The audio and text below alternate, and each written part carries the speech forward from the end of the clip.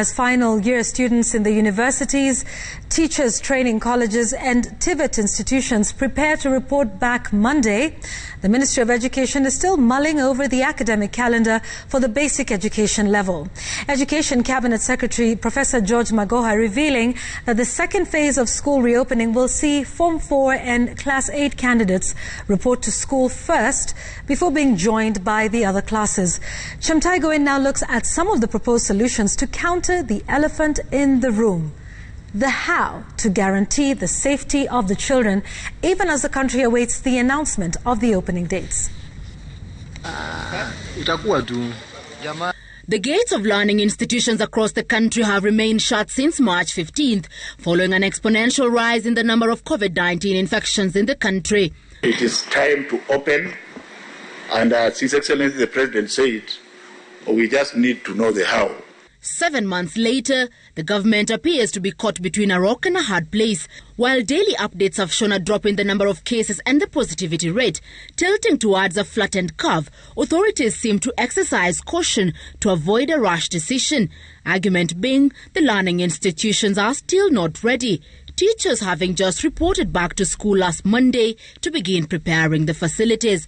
Having personally visited our basic institutions, we shall not achieve what we call social distance. With the government putting the safety of learners, teachers and non-teaching staff as its priority, as part of its class management strategy, all learners will be required to don masks at all time. There will be no sharing of learning materials, the arrangement of desks to factor in a 1 meter distance, and the teachers minimize physical contact with the learners. What will turn out to be a logistical nightmare for the learning institutions is the directive that school buses carry 50% of its capacity, with each learner sitting on their own seat. Ministry of Health guidelines proposing staggered pick-up and drop-off times, and that parents or caregivers aged 58 and above cease picking or dropping their children since they fall in the high-risk category. All food handlers and cleaners will be required to wear personal protective equipment, with schools required to adopt staggering eating shifts. In the dining halls, tables and chairs will be placed 1 meter apart, with a directive that food and utensils are not shared. For boarding facilities, a 1 meter distance between adjacent beds will be maintained.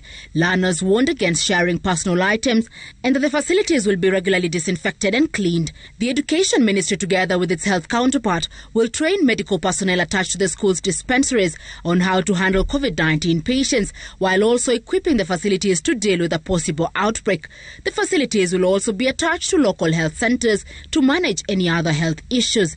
Starting tomorrow, schools that had been used as quarantine and isolation facilities will be fumigated as preparations for the return of the students gets into top gear. Meanwhile, the Education Ministry continues to source for funding to aid its preparedness, particularly for the purchase of masks and other protective gear for the most vulnerable institutions. Chemutai Goin, Citizen TV, Nairobi.